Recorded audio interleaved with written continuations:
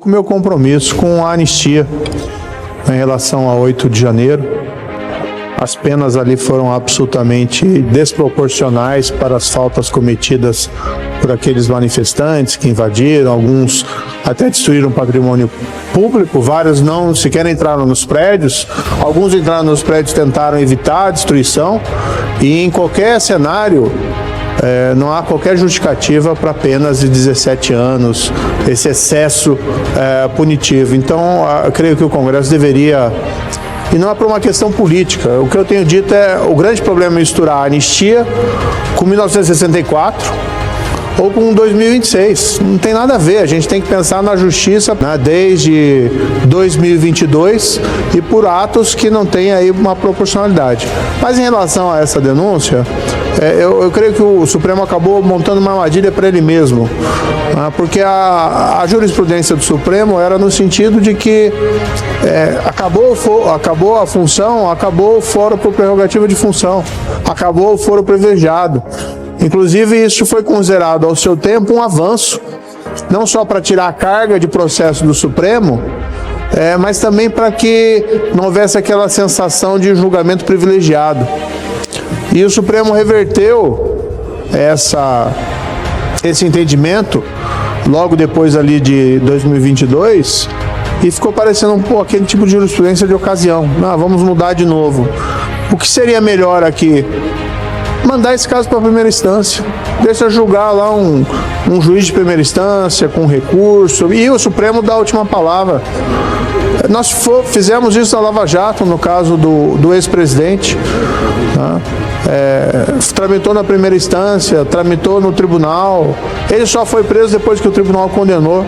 Muita gente, senador Márcio, ficava até de certa maneira instigando na imprensa que decretasse a prisão preventiva do acusado na época, o presidente Lula.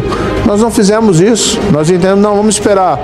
Eu tenho meu entendimento em relação à responsabilidade, mas vamos esperar o julgamento colegiado, outros 3 juízes pensando sobre o caso, para evitar um erro judiciário.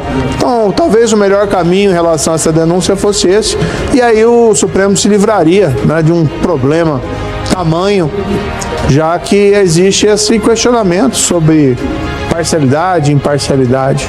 Ficaria aqui a minha sugestão, e talvez até pudéssemos pensar aqui no Congresso em editar uma regra que deixasse claro, ou acabar de vez com o foro privilegiado, que é o que eu sugiro, ou deixar claro que o que vale é aquela jurisprudência anterior do Supremo Tribunal Federal, de que encerrou a função não tem foro.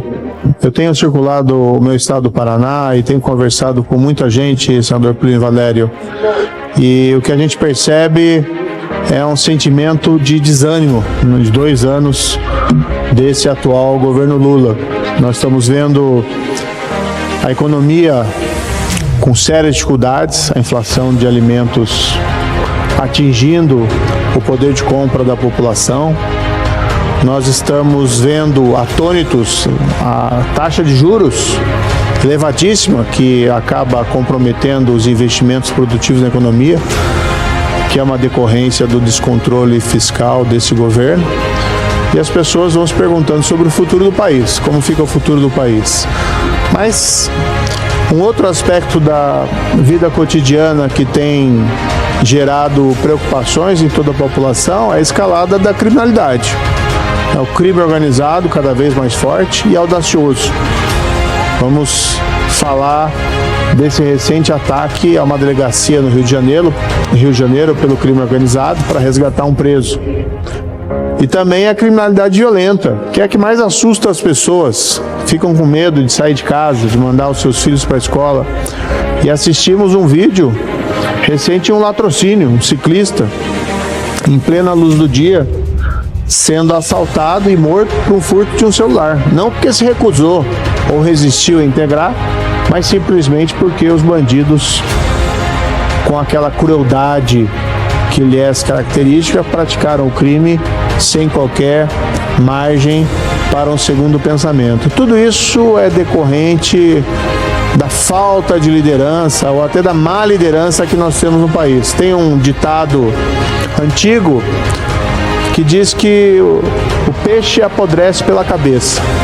E tendo nós, infelizmente, como presidente, alguém que foi no passado condenado criminalmente e teve a sua condenação anulada sem justificativa jurídica, vamos dizer, foi uma decisão política, né, com todo o respeito que se possa haver instituições, ali houve uma decisão política que reabilitou o presidente, mas se o reabilitou à luz dos olhos da jurisprudência ou da lei, do ponto de vista moral, o juízo reprovável permanece o mesmo. E essa pessoa foi guindada à presidência da República. E aí você tem uma contaminação moral de todo o país.